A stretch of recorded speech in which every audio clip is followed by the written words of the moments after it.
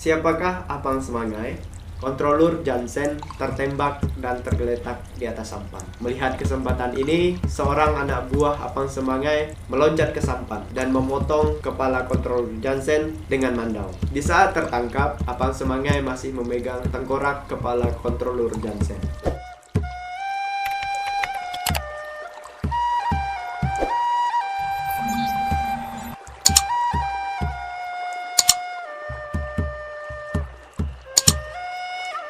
Halo semuanya, di episode yang kedua ini, konten ngomongin orang akan membahas siapakah Apang Semangai. Siapakah Apang Semangai? Apang Semangai adalah pahlawan dan pejuang dari Kabupaten Sintang, Kalimantan Barat. Ia lahir di Desa Nangapayak, Kecamatan Kayan Hulu, Kabupaten Sintang, Kalimantan Barat. Apang Semangai adalah pahlawan dan pejuang dalam melawan kolonialis Belanda. Mengapa Apang Semangai mendapatkan gelar pahlawan dan pejuang dari Kalimantan Barat? Apa aksi yang sudah ia lakukan?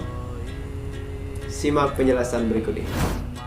Perlawanan terhadap kolonialis Belanda di Kalimantan Barat pada permulaan abad ke-20 terus berlanjut seakan tak pernah padam.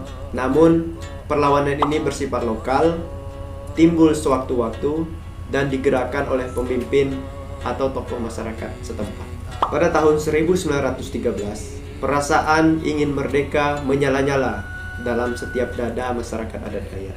Perlawanan terhadap kolonialis Belanda dilancarkan oleh rakyat Nangapayak. Mereka menolak untuk membayar upeti dan pajak kepada Belanda.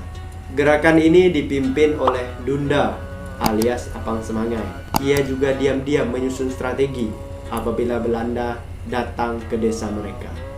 Pada tahun 1914, gerakan perlawanan ini tercium oleh Belanda. Pasukan Belanda yang dipimpin oleh Kontrolur Jansen mendatangi desa Nangapayak untuk menangkap Apang Semangai.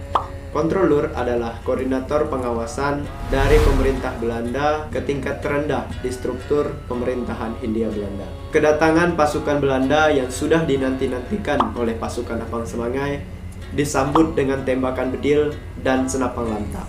Alhasil, Kontrolur Jansen tertembak dan tergeletak di atas sampan. Melihat kesempatan ini, seorang anak buah Apang Semangai meloncat ke sampan dan memotong kepala Kontrolur Jansen dengan mandau. Tubuhnya kemudian dihanyutkan dan kepalanya dibawa ke darat.